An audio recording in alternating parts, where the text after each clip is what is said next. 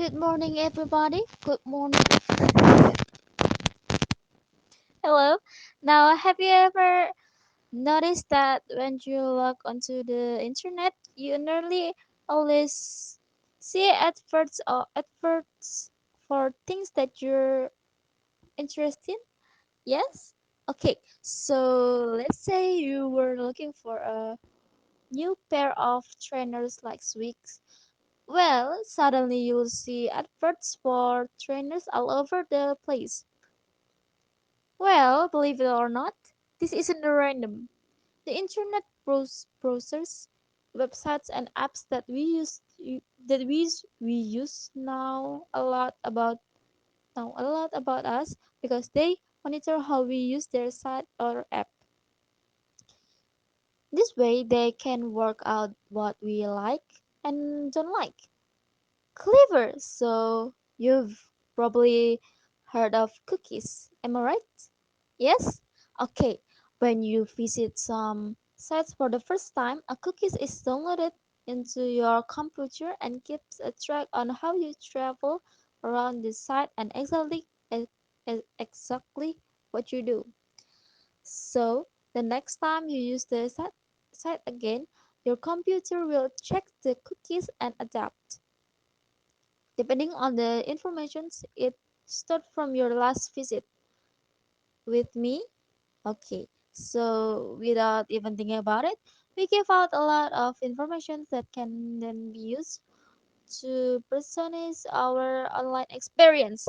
Now, I saw a great presentation last week by the Internet Activities Ellie Pariser, and I want to tell you a little bit about it.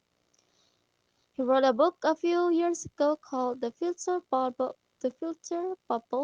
and I think it's something that we should all know about. Here's the book. We actually have it in the school library if you want to borrow it. In this talk, I'm just going to give you a little tester.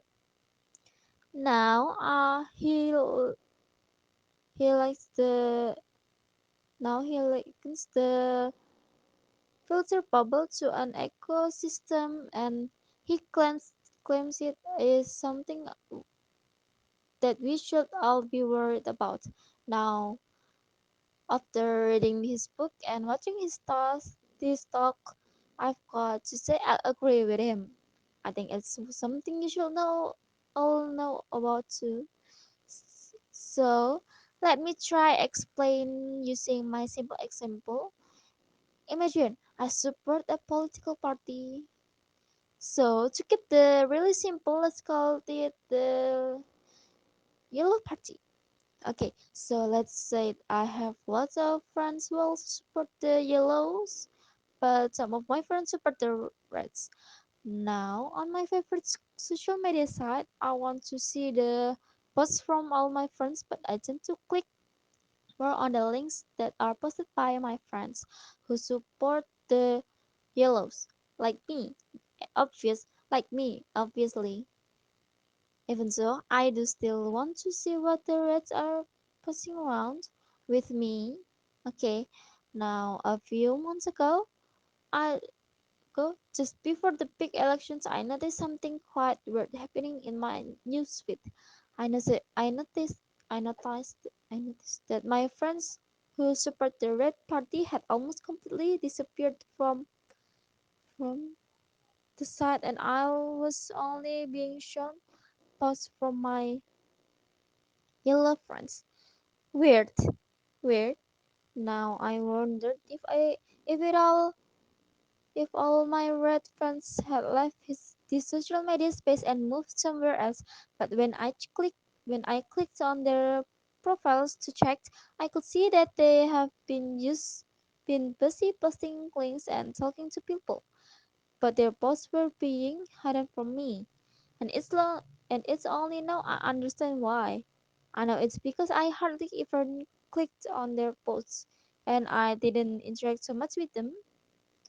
So the social media site itself had decided for me that I wasn't interested in their posts.